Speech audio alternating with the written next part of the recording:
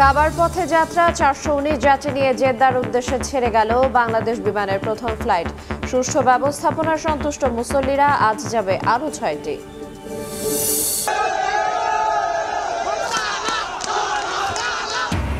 প্রথম ধাপের উপজেলা নির্বাচনে আওয়ামী লীগ সমর্থকদের বাজিমাত, চাঁপাইনবাবগঞ্জ ও শরীয়তপুরে সংঘর্ষ। এই তরফা নির্বাচনে জনগণের অধিকার প্রতিষ্ঠা হয়নি, দাবি বিএনপির। ভুলে ভরা পাঠ্য বই, ষষ্ঠ থেকে নবম শ্রেণীর 31 বই 147টি ভুল। চট্টগ্রাম বিশ্ববিদ্যালয়ে ভর্তিচ্ছু শিক্ষার্থীদের ডোপ টেস্ট করানো নিয়ে নানা প্রশ্ন।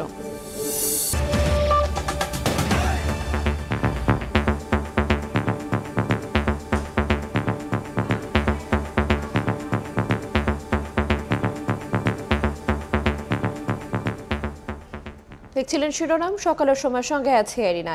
শুরু হলো হজ যাত্রা।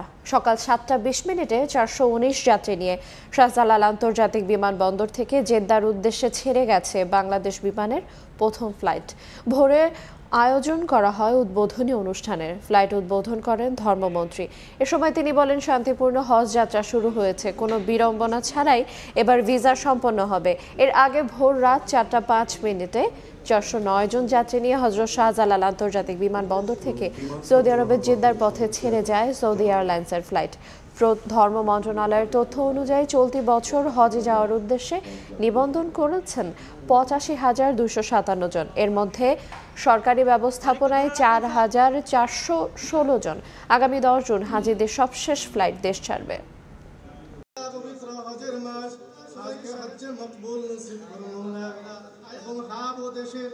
আমাদের হজযাত্রীদের অনেকেই আছে যারা জীবনে প্রথমবার বিমানে চড়ছেন, তাদেরকে সর্বোত্তমভাবে সাহায্য করতে হবে। তাদেরকে সংশ্লিষ্ট সিটটি দেখিয়ে দেওয়া, সিট বেল্ট বাঁধা ও খোলার ক্ষেত্রে সহায়তা করতে হবে। প্রক্ষালন কক্ষ ব্যবহারের ক্ষেত্রেও অনেককেই সহায়তা দিতে হবে। সার্ভিস অন ডিমান্ডের চেয়ে সার্ভিস ইন অ্যান্টিসিপেশন এর প্রতি খেয়াল রাখতে হবে। কোনোভাবেই বিমান যাতায়াতের সময় সম্মানিত হজযাত্রীগণ কোনোরূপ অসহায়ত্ব বোধ না করে কিংবা অস্বস্তিতে না ভেঙে পড়ে সেদিক কিন্তু দৃষ্টি রাখতে হবে। সম্মানিত হজযাত্রীদের অনেকেই আছেন যারা তিল তিল করে জমানো সঞ্চয় দিয়ে হজ করে থাকেন। তাদের আবেগ অনুভূতিকে সম্মান দেখাতে হবে। এই মুহূর্তে হযরত শাহজালাল আন্তর্জাতিক বিমানবন্দরে আছেন তোহা খান তামিম। সরাসরি যাচ্ছি তার কাছে। তামিম, শুরু হলো মহাপবিত্র যাত্রা, পবিত্র নগরী মক্কার উদ্দেশ্যে হজ যাত্রা 2024 সালের, এবং আমরা দেখতে পাচ্ছি যে সেই চিরচেনা যে দৃশ্য রাজধানী আশকোনা হজ ক্যাম্পে হজযাত্রীদের যে আনাগোনা, সে আনাগোনা। এই মুহূর্তে আমি একটু দেখাতে চাই যে ফ্লাইনাস যে এয়ারলাইন্স রয়েছে, সেই ফ্লাইনাস এয়ারলাইন্সের যেই চেক ইন কাউন্টার রয়েছে, সেই চেক ইন কাউন্টারের ভেতরে আমরা রয়েছি এবং এখানে দেখতে পাচ্ছি যে যারা হজে গমনোচ্ছু হজ যাত্রী তারা তাদের যে বোর্ডিং, সেই বোর্ডিং তারা সংগ্রহ করছেন এবং এখানকার আনুষ্ঠানিক শেষ মুহূর্তের আনুষ্ঠানিক যে কার্যক্রম, সেই কার্যক্রমটি তারা সেরে নিচ্ছেন। ফ্লাইনাস এয়ারলাইন্স, বিমান বাংলাদেশ এয়ারলাইন্স এবং সৌদি এয়ারলাইন্সের মোট 3টি এয়ারলাইন্স কিন্তু এবারে হজযাত্রীদের বহন করছে এবং এর মধ্যে অর্থাৎ মোট যে হজযাত্রী রয়েছে সেই হজযাত্রীর মধ্যে প্রায় বলা যায় 50% হজযাত্রী বহন করবে, আনা নেওয়া করবে বিমান বাংলাদেশ এয়ারলাইন্স। একটু বলে রাখি সেটি হচ্ছে যে এবছর কিন্তু বলা যায় যে প্রায় 1.25 লাখেরও বেশি যারা নিবন্ধন করেছেন হজযাত্রী, হজে যাবার নিয়ত করেছেন, নিবন্ধন করেছেন এবং সর্বোপরি তারা হজে যাওয়ার চূড়ান্ত নিয়ত করেছেন, তারাই মূলত আসলে এখানে যে আনাগোনা, সে আনাগোনা তাদের বাড়ছে এবং আমরা দেখতে পাচ্ছি যে বিমান বাংলাদেশ এয়ারলাইন্সের মোট 42,629 জন যে হজযাত্রী, সেই তারা হজযাত্রী পরিবহন করবে এবং বাদবাকি যেই দুটি ফ্লাইট রয়েছে সৌদি এয়ারলাইন্স এবং ফ্লাইনাস এয়ারলাইন্স, এই দুটি কিন্তু যেই এয়ারক্রাফট, সেই এয়ারক্রাফট তারা বহন করবে। একটু বলে রাখি, ঠিক ভোরবেলা অর্থাৎ ভোর 5:30 কিছু পরে উদ্বোধনী অনুষ্ঠান হয়েছে এখানে। বিমান বাংলাদেশ এয়ারলাইন্সের যে একটি ফ্লাইট ছিল 419 জন যাত্রী নিয়ে, যেটি ইতিমধ্যে ছেড়ে গিয়েছে জেদ্দার উদ্দেশ্যে এবং তারও আগে ভোর 4টা 5 মিনিটে সৌদি এয়ারলাইন্সের একটি যে ফ্লাইট, সেই ফ্লাইট আসলে ছেড়ে যায়। তো মূলত আসলে এইখানে ফ্লাইনাস এয়ারলাইন্সের যেই কাউন্টার রয়েছে, সেই কাউন্টার এখানে বোর্ডিংয়ের যেই বোর্ডিং যে পাস, সেই পাস আসলে সংগ্রহ করছেন হজযাত্রীরা। এরপরেই আপনারা যারা দেখতে পাচ্ছেন দর্শক, যে লাইনটি এখন দেখতে পাচ্ছেন, সেই লাইনটি আসলে মূলত এখানে যেই পুলিশ যে ক্লিয়ারেন্স, অর্থাৎ এখানকার যে কাস্টমসের যেই আনুষ্ঠানিকতা, অর্থাৎ আইনগত যে ব্যাপারগুলো রয়েছে, আইন শৃঙ্খলার ব্যাপারগুলো রয়েছে, সেই আইনগত আইন শৃঙ্খলা গোয়েন্দা বাহিনীর যেই চুলচেরা বিশ্লেষণ সবকিছু বিশ্লেষণ করে এখান থেকে কিন্তু মূলত কাস্টমসের যে কাজগুলো রয়েছে সেই কাস্টমসের কাজগুলো সেরে নিয়ে একেবারেই বলা যায় যে একেবারে তারা হজে যাওয়ার জন্য যেই বাস সেই বাসে উঠে যাবেন এবং সরাসরি বিমানবন্দরে তারা চলে যাবেন। তো সব মিলিয়ে বলা যায় যে প্রতি বছর আমরা দেখে থাকি আশকোনা হজ ক্যাম্পে যে আনাগোনা হজযাত্রীদের মহান আল্লাহর ঘরে যাওয়ার জন্য আকুতি, সেই আকুতি আমরা লক্ষ্য করছি এবং যারা এই প্রথম দিনে যাত্রী হতে পেরেছেন তারা নিজেকে সৌভাগ্যবান মনে করছেন যেহেতু তারা আল্লাহর ঘরে আগে যেতে পারছেন এবং আল্লাহকে সৃষ্টিকর্তাকে তারা ডাকতে পারবেন বেশি বেশি, এই নিয়ত করে এই ভেবে। তো রাজধানী আশকোনা হজ ক্যাম্প থেকে এই ছিল আমার হাতে সবশেষ। সরাসরি যুক্ত ছিলাম হযরত শাহজালাল আন্তর্জাতিক বিমানবন্দর থেকে। প্রথম ধাপের উপজেলা নির্বাচনে বাজিমাত করেছেন আওয়ামী লীগ সমর্থকরা। বেশিরভাগ জায়গায় চেয়ারম্যান নির্বাচিত হয়েছেন তারা, তবে গাজীপুর, চাঁপাইনবাবগঞ্জ ও বান্দরবানের 4 উপজেলায় জয় তুলে নিয়েছেন বিএনপির বহিষ্কৃত 4 নেতা। এছাড়াও কয়েকটিতে বিজয়ী হয়েছেন জাতীয় পার্টির সমর্থক। বুধবার সন্ধ্যার পর থেকেই ফল ঘোষণা শুরু হলে উল্লাসে মেতে ওঠেন কর্মী সমর্থকরা।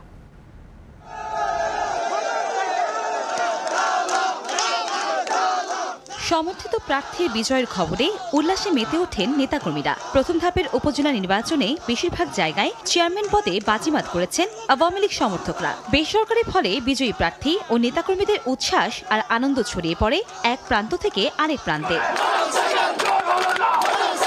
এরই মধ্যে মাগুরা সদর উপজেলা নির্বাচনে মোটরসাইকেল প্রতীকের প্রার্থী রানা আমির ওসমানকে বেসরকারিভাবে বিজয়ী ঘোষণা করা হয়। এছাড়াও বগুড়ায় সোনাতলা উপজেলা পরিষদে আনারস প্রতীক নিয়ে বিজয়ী হয়েছেন মিনহাদুজ্জামান লিটন। তবে উল্টো স্রোতের দেখা মিলেছে কিছু উপজেলায়। গাজীপুর সদর উপজেলা নির্বাচনে আওয়ামী লীগ প্রার্থীকে হারিয়ে বেসরকারিভাবে বিজয়ী হয়েছেন বিএনপির বহিষ্কৃত নেতা ইজাদুর রহমান মিলন। বান্দরবান সদরেও চেয়ারম্যান নির্বাচিত হন বিএনপি থেকে বহিষ্কার হওয়া আব্দুল কুদ্দুস। এছাড়া নারায়ণগঞ্জ সহ 2 উপজেলায় জয়মালা পড়েছেন জাতীয় পার্টি সমর্থক। পছন্দের প্রার্থী বিজয়ে উচ্ছ্বসিত নেতাকর্মীরা বলছেন, অংশগ্রহণমূলক নির্বাচনের ফলেই আজকের এই জয়। আমরা পছন্দ প্রার্থীকে ভোটের মাধ্যমে, ব্যালটের মাধ্যমে বিজয় করতে পেরেছি। ভোট অবাধ এবং সুষ্ঠু হয়েছে, প্রভাবমুক্ত হয়েছে সম্পূর্ণ, কোথাও কোনো বাধা বিপত্তি হয়নি। সাধারণ জনগণ, সাধারণ ভোটার এসেছে, তার পছন্দের প্রার্থীকে ভোট দিয়েছে এবং জয়যুক্ত করেছে। বিজয়ী প্রার্থী ভোটের পরিবেশকে সুষ্ঠু আর সন্তোষজনক উল্লেখ করে বলেন, এই বিজয় জনগণের। এই জয়টা আমার পীরগাছার মানুষের আমার প্রতি ভালোবাসার জয়। আল্লাহ প্রত্যেকটা মানুষের মনে আমার জন্য যে ভালোবাসা, সেমপ্যাথি সৃষ্টি করে দিয়েছিল, আমি মনে করি এটা তারই বিজয়। বরিশাল সদর আসনের এমপি মহোদয়কে সঙ্গে নিয়ে বরিশাল সদরকে একটি আধুনিক উপজেলা হিসেবে প্রতিষ্ঠিত করবে ইনশাআল্লাহ। প্রথম ধাপে 139 উপজেলার 22টি ইভিএম এবং বাকি উপজেলাগুলোতে ব্যালট পেপারে ভোট নেওয়া হয়। কনক আজাদ, সময় সংবাদ। জাতীয় নির্বাচনের পর উপজেলাতেও ভোট বর্জন করা বিএনপি বলছে, জনগণ এই সরকারের উপর আস্থা হারিয়েছে বলেই কোনো নির্বাচনেই যাচ্ছেন না তারা। কেন্দ্রীয় সিদ্ধান্তেই অংশ নেয়নি দলটি। নেতারা হুঁশিয়ারি দিয়ে বলেছেন, যারা এই নির্বাচনে অংশ নেবেন তাদের বিরুদ্ধে কঠোর হবে বিএনপি। আহমেদ সালেহিনের রিপোর্ট। বর্তমান সরকারের অধীনে সুষ্ঠু নির্বাচন সম্ভব নয়, তাই তত্ত্বাবধায়ক সরকারের দাবিতে দ্বাদশ জাতীয় সংসদ নির্বাচন বর্জন করেছিল বিএনপি। তারই ধারাবাহিকতায় উপজেলা নির্বাচনও বয়কটের ঘোষণা দিয়ে মাঠ থেকে সরে যায় দলটি। বুধবার প্রথম ধাপের নির্বাচন অনুষ্ঠিত হওয়ার পরই এ নিয়ে বেশ সরব দলটির সিনিয়র নেতারা। উপজেলা নির্বাচনে অংশ নেয়া নিয়ে আগের যুক্তিতেই অনড় রয়েছেন বিএনপির নেতারা। বলছেন, একতরফা নির্বাচনে জনগণের অধিকার প্রতিষ্ঠা হয় না বলেই সব নির্বাচনই বর্জন করছেন তারা। অবশ্যই প্রশাসনের নির্বাচন, এই নির্বাচন প্রক্রিয়াটি কোনো বিশ্বাসযোগ্যতা নেই এবং এই নির্বাচন প্রক্রিয়ার উপরে মানুষের আস্থা নেই। আমাদের এই নির্বাচনটি বর্জন করার পেছনে এই একটি উদ্দেশ্য, যে আমরা এই সরকারকে বুঝিয়ে দিতে চাই এই নির্বাচন ব্যবস্থাটি আসলে বিশ্বাসযোগ্য নয়। বিএনপি সবসময় নির্বাচনে যেতে চায় এবং আমরা মনে করি যে নির্বাচন ছাড়া তো ক্ষমতা যাওয়ার কোনো রাস্তাও নেই। নির্বাচন কমিশন এবং এই সরকারের উপর থেকে আমাদের আস্থা উঠে গিয়েছে। এই সরকারের অধীনে কোনো নির্বাচনে যাব না, কারণ যে নির্বাচনে জনগণ ভোটাধিকার প্রয়োগ করতে পারে না সেই নির্বাচনে যাওয়া অর্থহীন। এই কারণেই বিএনপি এই উপজেলা নির্বাচন বয়কট করেছে। তবে নানা যুক্তিতে দলের যারাই অংশ নিচ্ছেন উপজেলা নির্বাচনে তাদের বিরুদ্ধে ব্যবস্থাও নিচ্ছে বিএনপি। পরের 3 ধাপেও যদি কেউ অংশ নেন তাদের পরিণতিও একই হবে, এমনটা হুঁশিয়ারি ছিল দলটির নেতাদের। নির্বাচনে যারা অংশ নিচ্ছে এরা বিএনপির গুরুত্বপূর্ণ নেতা নয়, দলের অতি ক্ষুদ্র একটি অংশ। কিন্তু এই নির্বাচনে যারা যাবে তারা পরবর্তীকালে পস্তাবে, কারণ এদের নির্বাচিত হওয়ার কোনো সম্ভাবনাই নেই। বিএনপি আওয়ামী লীগ কাউকে কোনো স্পেস দেবে না। গণতান্ত্রিক প্রক্রিয়ার বক্তব্যটিকে ভিন্নমত থাকবে, কিন্তু যখন সার্বিক একটি সিদ্ধান্ত হবে সেটা কিন্তু মেজরিটি বেসিসে সিদ্ধান্ত নিতে হবে। কাজেই বিএনপির ভেতরে মেজরিটি ভেবেছে যে এই নির্বাচন যে অর্থহীন এবং একটি নিয়ন্ত্রিত নির্বাচন, একটা সাজানো নাটক, সেখানে না যাওয়াটা সবার জন্য, দেশবাসীর জন্য মঙ্গলজনক হবে। অবাধ, সুষ্ঠু ও গ্রহণযোগ্য নির্বাচন ব্যবস্থা নিশ্চিত না হওয়া পর্যন্ত আন্দোলন ও নির্বাচন বর্জন চালিয়ে যাওয়ার ঘোষণা দেন বিএনপি নেতারা। এই নির্বাচনে মানুষের কোনো উৎসাহ উদ্দীপনা নেই। আহমেদ সালেহীন, সময় সংবাদ, ঢাকা। সকালের সময় আরো থাকছে। এদেরকে নিয়ে খেলা করতেছে কারণ এদের অঢেল টাকা আছে, কিছু লোক মার্কেটটাকে কন্ট্রোল করতেছে। পুঁজিবাজারের যত কারসাজি যেন জেড ক্যাটাগরিতে, নাম সর্বস্ব কোম্পানির দাপটের শঙ্কায় বিনিয়োগকারীরা ব্যবস্থা না নেয় অসাধুদের অভয়ারণ্য শেয়ার বাজার বলছেন বিশেষজ্ঞ। পাবনার ঈশ্বরদীর মুলাডুলি কচুয়াড়িতে ঢাকাগামী বুড়িমারি এক্সপ্রেস ট্রেনের 3টি বগি লাইনচ্যুত হয়েছে। এতে বন্ধ রয়েছে ঢাকার সঙ্গে উত্তরবঙ্গের রেল যোগাযোগ। এই মুহূর্তে সেখানে আছেন সহকর্মী সবুজ মোল্লা, সরাসরি যাচ্ছি তার কাছে। সবুজ, রাত 3টার দিকে লালমনিরহাট থেকে বুড়িমারি এক্সপ্রেস ট্রেনটি ঢাকা অভিমুখে যাওয়ার সময় হঠাৎ করেই রেলের লাইন থেকে 3টি বগি লাইনচ্যুত হয়ে যায়। হওয়ার পরে সকাল পর্যন্ত আমরা এখানে দেখেছি যে রেলওয়ের যে কর্তৃপক্ষ যারা ছিল তারা কিন্তু এখানে এসেছিলেন। আসার পরে উদ্ধারকারী ট্রেনটি এসেছেন। উদ্ধারকারী ট্রেনটি আসার পরে 3টি বগি প্রথম অবস্থায় একটি বগি নিয়ে যায়, তারপরে আরেকটি বগি রেলের লাইন থেকে নিয়ে কিন্তু যে আপনাদের আমি একটু দেখানোর চেষ্টা করছি, যেখানে আপনারা একটু দেখতে পাচ্ছেন যেখানে কিন্তু যে কলার বাগান রয়েছে, কলার বাগান এখানে কিন্তু একটি বগি রাখা রয়েছে, সেটি কিন্তু ট্রেনের মাধ্যমে লাইন থেকে তুলে নিয়ে উপরে রাখা হয়েছে। আর তৃতীয় বগি যেটি ছিল সেটিও কিন্তু সরিয়ে মুলাডুলি রেলওয়ে স্টেশন, অর্থাৎ এখানকে যে রেলওয়ে স্টেশন এলাকা রয়েছে সেটা হচ্ছে Muladuli railway station, Muladuli rail স্টেশনের দিকে নিয়ে যাওয়া হয়েছে। এরপর কিছুক্ষণ পরে কিন্তু রেল চলাচল স্বাভাবিক হবে। এখন পর্যন্ত রেল চলাচল স্বাভাবিক হয়নি, রেল চলাচল স্বাভাবিক হওয়ার কথা রয়েছে। আসলে দুই পাশে কিন্তু বেশ কয়েকটি ট্রেন আটকে আছে। রাত 3টার দিকে যে এখানে যে লাইনচ্যুত হয়, লাইনচ্যুত হওয়ার পর কিন্তু এখন পর্যন্ত কোনো প্রকারের ট্রেন চলাচল করতে পারেনি। এতে কিন্তু ভোগান্তির মধ্যে রয়েছে কিন্তু সকলের যাত্রীরা। যাত্রীরা কিন্তু বলছেন যে আসলে রেলের যে সেবাটা সেটা কিন্তু অনেকটা বিঘ্ন ঘটার মতন হচ্ছে। রেল যারা যাত্রী রয়েছেন তারা কিন্তু বলছেন যে আসলে রেলের সেবাটা অনেকটাই খারাপ হচ্ছে। ট্রেনে বারবার কিন্তু আমরা আগেও কিন্তু কয়েকদিন আগে আমরা দেখেছি যে ট্রেনের রেল কর্তৃপক্ষ কিছুদিন আগেও এরকম ঘটনা ঘটেছে, ঈশ্বরদীতে মুখোমুখি সংঘর্ষের ঘটনাও ঘটেছে। এদিকে কিন্তু আমরা এখন বর্তমান রয়েছি ঈশ্বরদীর মুলাডুলি রেল স্টেশন থেকে ঢাকা অভিমুখী 1 কিলোমিটার দূরে কচুয়ারামপুর এলাকায়। এখানে বুড়িমারি ট্রেন রাত 3টার দিকে লাইনচ্যুত হয়। হওয়ার পরে 3টি বগি লাইনচ্যুত হয়। হওয়ার পরে 3টি বগির মধ্যে 2টো বগি নিয়ে যাওয়া হয়েছে রেল স্টেশন এলাকায়। এরপরে একটি বগি রয়েছে রেলের পাশে রাখা হয়েছে, ক্রেনের মাধ্যমে সেটিকে রেখে দেওয়া হয়েছে। এখানে প্রচুর পরিমাণে মানুষের ভিড় ছিল। স্বাভাবিক হয়েছে, রেল কার্যক্রম স্বাভাবিক করে দেওয়া হয়েছে। আপনাদেরকে আমি একটু দেখানোর চেষ্টা করবো যে ট্রেন কিন্তু আসবে। আপনারা দেখতেই পাচ্ছেন যে ট্রেন কিন্তু আসছে, ট্রেন চলাচলটা স্বাভাবিক হবে। ট্রেন চলাচল স্বাভাবিক হলে পরে যাত্রী যারা রয়েছে আপনাদেরকে আমি একটু দেখানোর চেষ্টা করবো যে ট্রেন কিন্তু আসবে। আপনারা দেখতেই পাচ্ছেন যে ট্রেন কিন্তু আসছে, ট্রেন চলাচলটা স্বাভাবিক হবে। ট্রেন চলাচল স্বাভাবিক হলে পরে যাত্রী যারা রয়েছেন তারা কিন্তু নির্বিঘ্নে বিভিন্ন জায়গায় চলাচল করতে পারবেন। এই ছিল এখন পর্যন্ত আমার কাছে সর্বশেষ তথ্য। সরাসরি যুক্ত ছিলাম পাবনা থেকে। হাইড্রোজেন আর অক্সিজেন মিলে পানি হলেও পাঠ্য বইয়ে আছে হাইড্রোজেন আর পানি মিলে পানি হয়। শুধু তাই নয়, কৃত্রিম বুদ্ধিমত্তা জীবনের গতিশীলতা বাড়ালেও বলা হয়েছে প্রগতিশীলতা বাড়াতে ব্যবহৃত হয় কৃত্রিম বুদ্ধিমত্তা। ষষ্ঠ থেকে নবম শ্রেণীর 31 বইয়ে এমন 147টি উদ্ভট ভুলের সন্ধান মিলেছে। এসব ভুলের সংশোধনে স্কুল পর্যায়ে পাঠাচ্ছে জাতীয় শিক্ষাক্রম ও পাঠ্যপুস্তক বোর্ড। তবে শিক্ষাবর্ষের অর্ধেক সময় পার হওয়ায় ভুলের সংশোধনী প্রকাশকে দায়িত্বহীনতার পরিচয় বলছেন বিশেষজ্ঞরা। শাকির আহমেদের রিপোর্ট।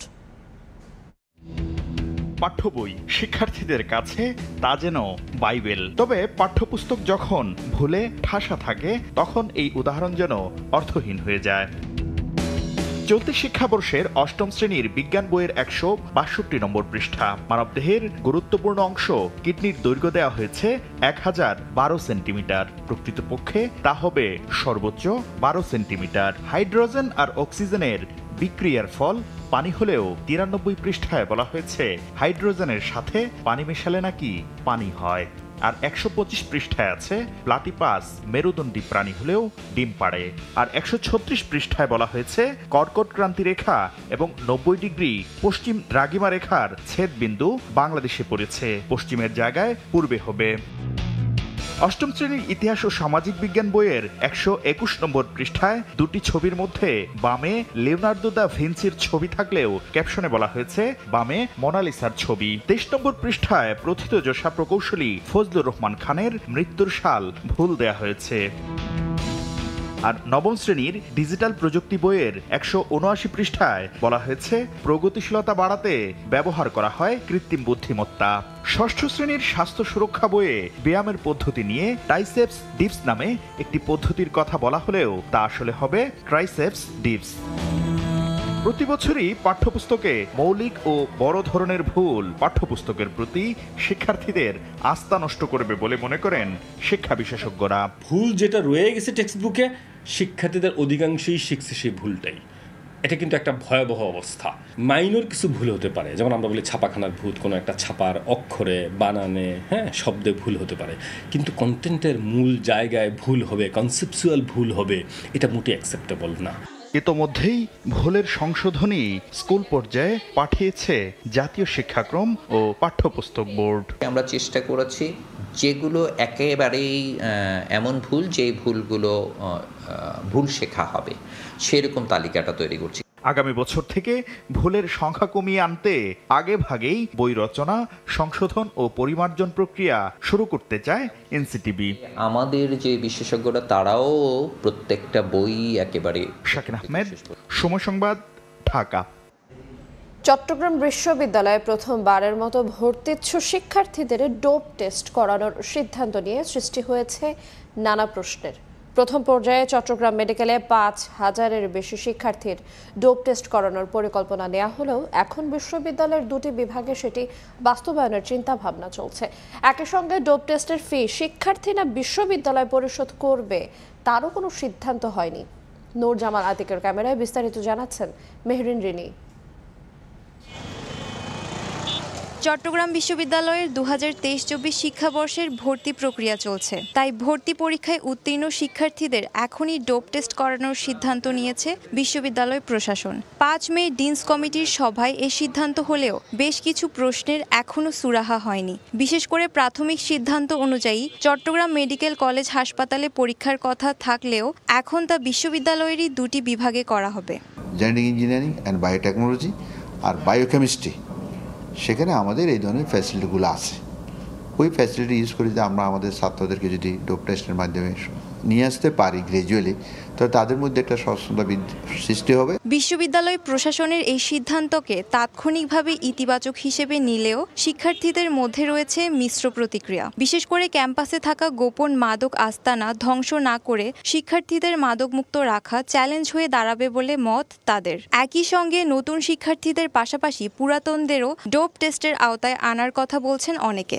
এক সময়ের জন্য না, প্রতি বছর পর বা 4 বছর পর এভাবে করা দরকার। বাস্তবায়ন হয় তাহলে অনেক স্টুডেন্টরা উপকৃত হবে এবং আমাদের মাদক মুক্ত একটা সমাজ করতে পারবো। শিক্ষক, কর্মচারী, যে সকল আছেন মানুষ, সবারই ডোপ টেস্ট করা উচিত। প্রথম পর্যায়ে নবীন শিক্ষার্থীদের ডোপ টেস্ট করালেও পর্যায়ক্রমে পুরাতনদের এর আওতায় আনার কথা বলছেন বিশ্ববিদ্যালয় উপাচার্য। একবার শুরু হয় সে প্রক্রিয়া চলতেই থাকবে যতক্ষণ না পর্যন্ত মাদকের যে ব্যাপক বিস্তৃতি সোসাইটিতে এটা যদি কমে আসে তাহলে হয়তো সিদ্ধান্ত হতে পারে সেটা ভিন্ন।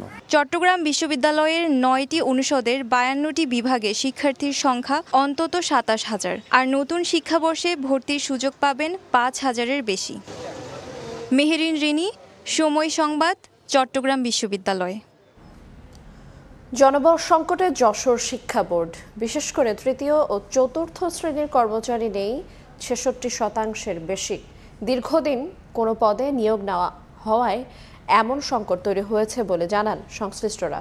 জুয়েল মৃধার পাঠানো তথ্য, আবুল কালাম আজাদের ছবি নিয়ে থাকছে রিপোর্ট। সনদপত্রে বাবার নামের বানান ভুল সংশোধন করতে ফেব্রুয়ারি মাসের শুরুতে যশোর শিক্ষা বোর্ডে আবেদন করেন খুলনার শিলা রানী। 3 মাস ধরে বিভিন্ন কর্মকর্তা কর্মচারীর টেবিলে ঘুরেও মেলেনি সমাধান। কেবল শিলা নয়, যশোর শিক্ষা বোর্ডে সেবা নিতে আসা সবারই একই অবস্থা। 1963 সালে খুলনা ও বরিশাল অঞ্চলের মাধ্যমিক ও উচ্চ মাধ্যমিক শিক্ষা বোর্ড হিসেবে কাজ শুরু করে যশোর শিক্ষা বোর্ড। 1999 সালে বরিশাল বোর্ড চালু হলে 253 জন থেকে জনবল কমে আসে 186 জনে। বর্তমানে অবসরজনিত কারণে 253টি পদের মধ্যে শূন্য 142টি পদ। গত প্রায় 1 যুগ ধরে নতুন নিয়োগ না হওয়ায় সৃষ্টি হয়েছে তীব্র জনবল সংকট। এ কারণে অতিরিক্ত কাজ করতে হচ্ছে কর্মকর্তাদের। অন্যদিকে সঠিক সময়ে সেবা মিলছে না সেবা প্রত্যাশীদের।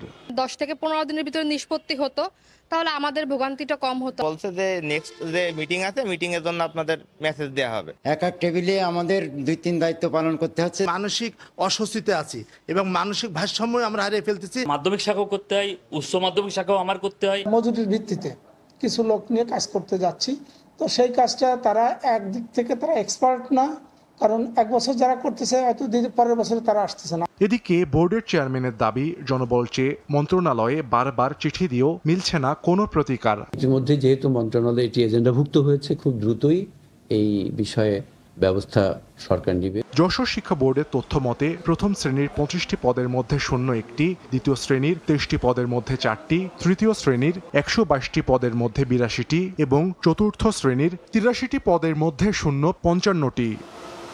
সময় সংবাদ, যশোর। চট্টগ্রাম শাহ আমানত আন্তর্জাতিক বিমানবন্দরে গণশুনানি যেন নিয়ম রক্ষার অনুষ্ঠান। অব্যবস্থাপনা ও হয়রানির অভিযোগ থাকলেও ভোগান্তির আশঙ্কায় উপস্থিত যাত্রীরা কথা বলতে রাজি হননি। তবে হয়রানি বন্ধে ইতোমধ্যেই 500 আনসার সদস্যকে বিমানবন্দর থেকে বদলি করা সহ জরুরি সেবা দেয় সার্ভিস চালু হওয়ার কথা জানান বিমানবন্দর কর্তৃপক্ষ। শাখাটিপুর ক্যামেরা বিস্তারিত জানাচ্ছেন ফেরদৌস লিপি। চট্টগ্রাম শাহ আমানত আন্তর্জাতিক বিমানবন্দর রানওয়েতে এখন বাংলাদেশে আসা সবচেয়ে বড় উড়োজাহাজ বোয়িং 777 কিংবা বোয়িং 787 ড্রিমলাইনার এবং এয়ারবাস A320 নামতে পারে। এছাড়া বছরে প্রায় 16 লাখ যাত্রী ব্যবহার করেন এই বিমানবন্দর। দেশের দ্বিতীয় এই বৃহৎ বিমানবন্দর উন্নয়নে চলছে অবকাঠামো নির্মাণের কাজও। এত কিছুর পরও যাত্রী সেবার মান ও বিমানবন্দরের যাত্রীদের পদে পদে হয়রানি এবং ভোগান্তি নিয়ে রয়েছে নানা অভিযোগ। এই অবস্থায় বিমানবন্দর কর্তৃপক্ষ আয়োজিত গণশুনানিতে উপস্থিত যাত্রীরাও ভোগান্তিতে পড়ার আশঙ্কায় সংশ্লিষ্টদের কাছে অভিযোগ জানাতে নারাজ। তারপরও কয়েকজন যাত্রী এবং গণমাধ্যম কর্মী বিমানবন্দরের প্রবেশ থেকে শুরু করে ইমিগ্রেশন ও লাগেজ প্রাপ্তি নিয়ে নানা হয়রানির কথা তুলে ধরেন। রাস্তায় গাড়ি দাঁড় করায় হয়রানি করে, কানা হাসরা শুরু করে, টাকা দেয়, এই চিত্রগুলো দেখা যায় অগরব সময়। লাকিস নিয়ে এখানে চেকের মধ্যে পড়তে হয়েছে, অথচ বৈধ কিছু ছিল না। এরপরেও মনে করেন ভোগান্তি টেনশন দিত। যাদের চোখে পড়ে তারা যদি এগুলো নিয়ন্ত্রণ করে তাহলে সমস্যা থাকবে না, এটা আর কি। কিছু হয়রানির কথা স্বীকার করে বিমানবন্দর কর্তৃপক্ষ এরই মধ্যে 500-র বেশি আনসার সদস্যদের বিরুদ্ধে ব্যবস্থা নেওয়া সহ ভোগান্তি কমাতে নানা পদক্ষেপ নেওয়ার আশ্বাস দেন। বিভিন্নভাবে আমাদের সুবিধা দেওয়া একটা পরিকল্পনা ছিল এবং এই পরিকল্পনা অনুযায়ী আমরা এগিয়ে যাচ্ছি। হয়তো এই পরিকল্পনা সুষ্ঠুভাবে বাস্তবায়ন হয়নি, বাট এটা গ্র্যাজুয়াল পদ্ধতি, এটা চলতে থাকবে এবং আস্তে আস্তে এই বাস্তবায়নটা আমরা করতে থাকবো। 2023 সালে চট্টগ্রাম বিমানবন্দর দিয়ে 9,68,000 যাত্রী বিভিন্ন দেশে গেছেন, যা আগের বছরের তুলনায় প্রায় 8.5% বেশি। ফেরদৌস লিপি, সময় সংবাদ, চট্টগ্রাম। খুলনা থেকে এবার রেলে চড়ে মাত্র 3 থেকে 3.5 ঘন্টায় পৌঁছানো যাবে ঢাকায়। আগামী জুলাই মাসে পদ্মা রেল লিংকের দ্বিতীয় অংশের কাজ শেষ হওয়ার পর নতুন রুটে যাত্রা করবে ট্রেন। এতে দারুণ উচ্ছ্বসিত এই অঞ্চলের যাত্রীরা। নিয়ামুল হোসেন কোচের তোলা ছবিতে আব্দুল্লাল মামুন রুবেলের প্রতিবেদন। পদ্মা সেতুর ওপর দিয়ে এখন নিয়মিত চলছে রেল। পদ্মা রেল লিংকের প্রথম ফেজে ঢাকা থেকে ভাঙা পর্যন্ত ট্রেন চলছে। এদিকে পদ্মা রেল লিংকের দ্বিতীয় ফেজের কাজ এখন প্রায় শেষ পর্যায়ে। আগামী জুলাই মাসে কাজ শেষে উন্মুক্ত করে দেয়া হবে ঢাকা থেকে যশোর পর্যন্ত পুরো পদ্মা রেল লিংক। ফলে খুলনা থেকে ঢাকার দূরত্ব 367 কিলোমিটার থেকে কমে হবে 172 কিলোমিটার। নতুন এই রুটে রেল চালানোর জন্য প্রস্তুতি নিতে শুরু করেছে রেল বিভাগ। এরই মধ্যে রেলওয়ে পশ্চিমাঞ্চল থেকে নতুন রুটের রেলের যাত্রা নিয়ে পাঠানো হয়েছে প্রস্তাবনা। সে অনুযায়ী সুন্দরবন এক্সপ্রেস, চিত্রা এক্সপ্রেস সহ খুলনা থেকে পদ্মা সেতু হয়ে প্রতিদিন 4 জোড়া ট্রেন যাবে ঢাকায়। ভোর 6টা, বেলা 12:30, দুপুর 2:30 এবং সন্ধ্যা 7:30টায় খুলনা থেকে ছেড়ে যশোর, নড়াইল, ভাঙা, পদ্মা সেতু হয়ে ঢাকায় পৌঁছাবে। এতে সময় লাগবে 3 থেকে 3.5 ঘন্টা। প্রস্তাবনায় সর্বনিম্ন ভাড়া নির্ধারণ করা হয়েছে 550 টাকা। এমন খবরে দারুণ উচ্ছ্বসিত খুলনা অঞ্চলের সাধারণ যাত্রীরা।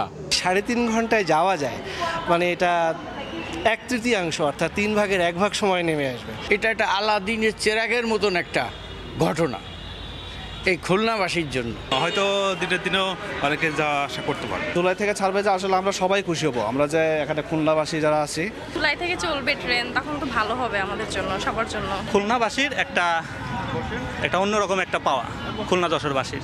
এদিকে যাত্রী চাপ বাড়ার সম্ভাবনা সামনে রেখে বাড়তি টিকিটের বুথ সহ বিভিন্ন প্রস্তুতি নিতে শুরু করেছে খুলনায় রেল কর্তৃপক্ষ। সার্বিক প্রস্তুতি আমাদের সম্পন্ন করা আছে, আর সার্বিক ব্যবস্থা আমরা আমাদের অনুকূলে রেখেছি, আমরা প্রস্তুত আছি। খুলনা থেকে বর্তমানে রাজধানীর উদ্দেশ্যে প্রতিদিন 2টি আন্তনগর ট্রেন ছেড়ে যায়, যেখানে সময় লাগে 8 থেকে 10 ঘন্টা। এ রেলপথ চালু হলে রেল নেটওয়ার্কে নতুন এক মাইলফলকে প্রবেশ করবে বাংলাদেশ। রেলওয়ে সূত্র বলছে, যাচাই বাছাই শেষে রেল চলাচলের এই প্রস্তাবনা চূড়ান্ত করা হবে, যার অপেক্ষায় পুরো দক্ষিণাঞ্চলবাসী। আব্দুল্লাহ আল মামুন রুবেল, সময় সংবাদ, খুলনা। সরকারি ক্রয় কেন্দ্রে কৃষকদের ধান সরবরাহের জটিলতা, মাঠ পর্যায়ে প্রচারণার অভাব, সর্বোপরি ধান উৎপাদন ব্যয়ের সঙ্গে সরকার নির্ধারিত দামের অসঙ্গতির কারণে দীর্ঘ সময়েও সফল হচ্ছে না ধান সংগ্রহ অভিযান। কৃষক নেতারা বলছেন, এটি সরকারের এক ধরনের রুটিন ওয়ার্কে পরিণত হয়েছে, যেখানে বরাবরই উপেক্ষিত থাকছে তৃণমূল পর্যায়ের কৃষক। শাকিল মাহমুদের ক্যামেরায় নাজমুল ইসলাম নিশাতের রিপোর্ট। দিতে পারিনি, আমরা খুচরা বিক্রি করতে হয়, ব্যবহারের কাছে বিক্রি করতে হয়। সরকার কোন ধান কিনে কি করে আমরা জানি না। কথা হলো রংপুর খাসবাগ এলাকার কৃষক জামাল উদ্দিনের সঙ্গে। 25 বিঘা জমিতে আবাদ করেছেন বোরো, অথচ সরকারের 32 টাকা কেজি দরে ধান সংগ্রহ অভিযানের কিছুই জানেন না তিনি, এমনকি পাননি কৃষি কার্ডও। জামালের মতো অনেক কৃষক জানালেন, সরকারের নির্ধারণ করা দামে কখনোই তারা বাজার মূল্য পাননি, এমনকি সরকারি খাদ্য গুদামেও দিতে পারেননি ধান। কোন ব্যবসায়ী কোন কাকে সিলেক্ট করলো, সে ব্যবসায়ী কিনবে, কেনাকাটা করবে, আমরা তো জানি না। আমাদের এলাকার যে একজন বিএস আছে, কোনোদিনই আসি মাঠ পরিদর্শন করেনি, বা কে কৃষক আমার মনে হয় উনি তাই জানে না। ওদের তো বিক্রি করতেই হবে, এখন যদি 800 টাকাও হয় ওদের বিক্রি করতেই হবে। লস হলে আবাদ করতে হবে, লাভ হলেও করতে হবে। গেল কয়েক বছর ধরে ধারাবাহিকভাবে ধান সংগ্রহ অভিযান ব্যর্থ হয়েছে, যার অন্যতম কারণ হিসেবে সামনে আসছে সংশ্লিষ্ট দপ্তরের সঙ্গে তৃণমূল পর্যায়ের কৃষকদের যোগাযোগের অভাব। চলতি মৌসুমে যেখানে সারা দেশে 5 লাখ টন ধান সংগ্রহের লক্ষ্যমাত্রা নির্ধারণ করা হয়েছে, সেখানে শুধু রংপুর অঞ্চলে উৎপাদন হয় 22 লাখ টনেরও বেশি। সুতরাং এটা পরিষ্কার, একজন কৃষক সরকারি খাদ্য গুদামে কী পরিমাণ ধান দিতে পারছেন। তবে এত ধান উৎপাদনের পরও কেন লক্ষ্যমাত্রা পূরণ করা সম্ভব হচ্ছে না, এমন প্রশ্নে বিভাগের এই সর্বোচ্চ খাদ্য কর্মকর্তা বলেন, ধানের দর মূলত নির্ধারণ করা হয় বাজার স্থিতিশীল রাখতে।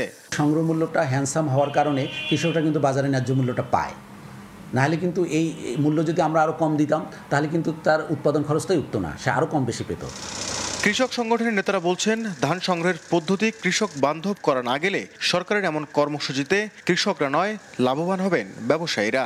হাটে বাজারে ক্রয় কেন্দ্র খুলে একদম খোদ কৃষকের কাছ থেকে ধানটি ক্রয় করা উচিত। পাশাপাশি গোটা দেশে যা উৎপাদন হয়েছে তার অন্ততপক্ষে 1/3 ধান কৃষকের কাছ থেকে নেওয়া উচিত। চলতি বড় মৌসুমে রংপুর বিভাগে উৎপাদনের মাত্র 2% ধান সংগ্রহের লক্ষ্যমাত্রা নির্ধারণ করা হয়েছে, আর গেল বছরের পরিমাণ ছিল আরও কম। তারপরও সংগ্রহ অভিযান সফল করতে পারেনি খাদ্য বিভাগ। নাজমুল ইসলাম নিশাত, সময় সংবাদ, রংপুর। ঋণে জর্জরিত প্রতিষ্ঠান, দীর্ঘদিন ধরে লভ্যাংশের নামগন্ধ নেই, আবার লেনদেনও করছে জেড ক্যাটাগরিতে, কিন্তু রহস্যজনকভাবে বাড়ছে এর শেয়ার দর। দীর্ঘ পতনের পর শেয়ার বাজার যখনই কিছুটা ইতিবাচক ধারায় ফিরতে শুরু করে, ঠিক তখনই দৌরাত্ম্য বেড়ে যায় এসব দুর্বল কোম্পানির। বিনিয়োগকারীদের অভিযোগ, এসব কোম্পানি নিয়েই বাজার কারসাজিতে লিপ্ত অসাধুরা। আলতাফ হোসাইনের রিপোর্ট।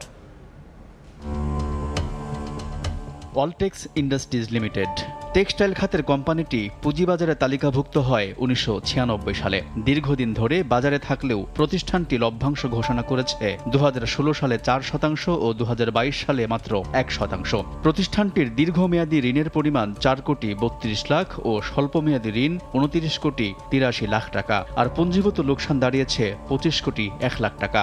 অথচ ঋণে জর্জরিত এই প্রতিষ্ঠানের শেয়ার দর বাড়ছে অস্বাভাবিক গতিতে। ডিএসির তথ্য বলছে, গত 12 ফেব্রুয়ারি অলটেক্সের প্রতিটি শেয়ারের দাম ছিল 18 টাকা 80 পয়সা। গত 29 এপ্রিল এই দর নেমে আসে 11 টাকা 70 পয়সায়। এই সময় পুঁজিবাজারে লেনদেন চলেছে পতনের মধ্য দিয়ে। গেল সপ্তাহ থেকে বাজার চাঙ্গা হতে শুরু করলে গত 5 মে এক লাফে বেড়ে 15 টাকা 40 পয়সায় উঠে কোম্পানিটির শেয়ার দর। এদিন দর বৃদ্ধির শীর্ষে উঠে যায় প্রতিষ্ঠানটি। শুধু এই প্রতিষ্ঠান নয়, লেনদেন ও দর বৃদ্ধির তালিকায় থাকা অধিকাংশ কোম্পানি জেড ক্যাটাগরি কিংবা লোকসানি। সাময়িকভাবে বাজার চাঙ্গা হলেও এসব কোম্পানির দাপটে বরাবরের মতো শঙ্কায় বিনিয়োগকারীরা। এদেরকে নিয়ে খেলা করতেছে কারা, এটা যাদের অঢেল টাকা আছে। এই জন্য কেউ আইপিওতেও অনেকেই ইনভেস্ট করতেছে না। মুষ্টি কয়েক কিছু লোক মার্কেটটাকে কন্ট্রোল করতেছে, তাদের ইচ্ছা মতোই সূচক বাড়ে কমে। কঠোর ব্যবস্থা না নেয়ার কারণেই ঘুরে দাঁড়াতে পারছে না দেশের পুঁজিবাজার, এমন যুক্তি বাজার বিশ্লেষকদের। দীর্ঘদিন ধরে বাজারটা হয়ে গেছে সম্পূর্ণভাবে কিছু গোষ্ঠী এবং কিছু ব্যক্তির হাতে জিম্মি। এটা নিয়ন্ত্রণ সংস্থা জানে, ওই ব্যক্তিরাও জানে, আর সাধারণ মানুষও জানে। এই জন্য কিন্তু এখন আমরা দেখছি প্রচুর মানুষ বাজার থেকে বের হয়ে যাচ্ছে। শেয়ার বাজারে লেনদেন ও মূল্যবৃদ্ধির তালিকায় খারাপ কোম্পানির এমন দাপট হতাশা ছড়াচ্ছে প্রাতিষ্ঠানিক ও ব্যক্তি শ্রেণীর বিনিয়োগকারীদের মধ্যে, এমনটি মনে করেন সংশ্লিষ্টরা। আলতাফ হোসাইন, সময় সংবাদ, ঢাকা। নারী ক্রিকেটের খবর। ভারতের বিপক্ষে 5 ম্যাচ সিরিজের শেষ টি-20তে হোয়াইট ওয়াশ এড়াতে মাঠে নামবে বাংলাদেশ দল। টিম ইন্ডিয়ার বিপক্ষে বাড়তি চাপ থাকলেও হোয়াইট ওয়াশ এড়াতে মরিয়া জ্যোতি বাহিনী। সিরিজের শেষ ম্যাচের আগে বোলিং নিয়ে বাড়তি কাজ করেছে টিম টাইগ্রেস। সিলেট আন্তর্জাতিক ক্রিকেট স্টেডিয়ামে ম্যাচ শুরু বিকেল 4টায়।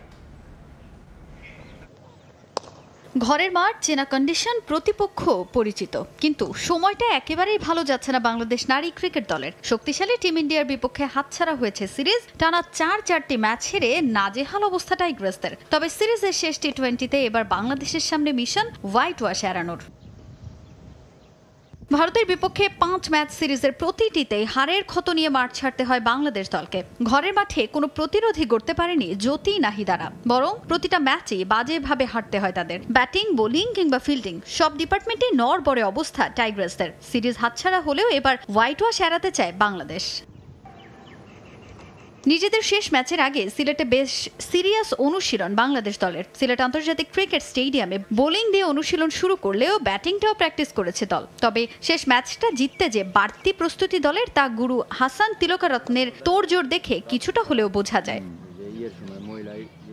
ঘরের মাঠের এই সিরিজটাকে বিশ্বকাপের প্রস্তুতি হিসেবে মানলেও এমন পারফরমেন্স কতটা প্রস্তুতি সহায়ক তাও প্রশ্নের জন্ম দেয়। নিজেদের প্রথম 2 ম্যাচে বোলিংটা ভোগালেও শেষ ম্যাচের আগে বাড়তি প্রস্তুতি সেই ডিপার্টমেন্টটা নিয়েই। তবে কঠিন প্রতিপক্ষ ভারতের সঙ্গে শেষ ম্যাচটায় অন্তত জয়ের সুখস্মৃতি নিয়েই মাঠ ছাড়তে চায় টাইগ্রেস বাহিনী। এক্সপেকটেশন তো অবশ্যই, যেহেতু আমাদের সামনে ওয়ার্ল্ড কাপ আছে, সো এটা আমাদের জন্য অনেক বড় একটা প্রিপারেশন বলবো। আর সবচেয়ে বড় কথা যে হ্যাঁ, যখন মাঠে নামি তখন তো জেতার জন্য চেষ্টা করি, যেন জিততে পারি। সো এটা হয়নি, চেষ্টা করবো যে সামনের ম্যাচটা যেটা আছে সর্বোচ্চ দিয়ে চেষ্টা করবো। 5 ম্যাচের সিরিজ ছিল, আমরা 4টা খেলে ফেলেছি, আরেকটা আছে। সো আমাদের সামনে এশিয়া কাপ আছে, এশিয়া কাপের পরে আমাদের হয়তো আরও একটা সিরিজ আছে। সো তারপর আমাদের অনেকগুলো ম্যাচ আছে ইন বিটুইন। সো আমরা চেষ্টা করবো যে যেহেতু এটা আমাদের শেষ হয়ে গেছে, আর একটা ম্যাচ আছে সামনে, যে ম্যাচগুলো আছে আমরা চেষ্টা করবো যে ওখান থেকে যেভাবে কামব্যাক করা যায়। এদিকে সিরিজের 4 ম্যাচ জিতে আত্মবিশ্বাসের তুঙ্গে টিম ইন্ডিয়া। স্মৃতি মান্ধানা, হরমনপ্রীত কৌরদের ছন্দই চ্যালেঞ্জ ছুড়ে দিচ্ছে বাংলাদেশ দলকে। তাজিন খন্দকার, সময় সংবাদ। এ পর্যায়ে শীর্ষ সংবাদগুলো জানিয়ে দেব আর একবার। কাবার পথে যাত্রা, 119 যাত্রী নিয়ে জেদ্দার উদ্দেশ্যে ছেড়ে গেল বাংলাদেশ বিমানের প্রথম ফ্লাইট। সুষ্ঠু ব্যবস্থাপনায় সন্তুষ্ট মুসল্লিরা। আজ যাবে আরও 6টি।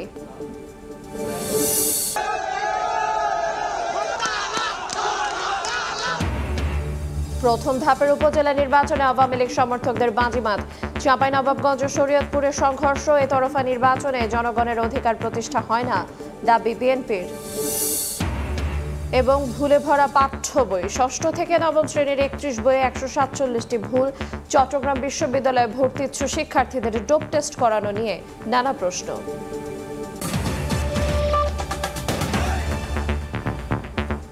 এই ছিল সকালের সময়। আন্তর্জাতিক সময় নিয়ে ফিরছে কিছুক্ষণ পর সহকর্মী ইমদাদুল হক। আরেন, আপনাকে ধন্যবাদ। আন্তর্জাতিক সময় নিয়ে ফিরছি কিছুক্ষণ পর, সঙ্গে থাকুন সময়ের।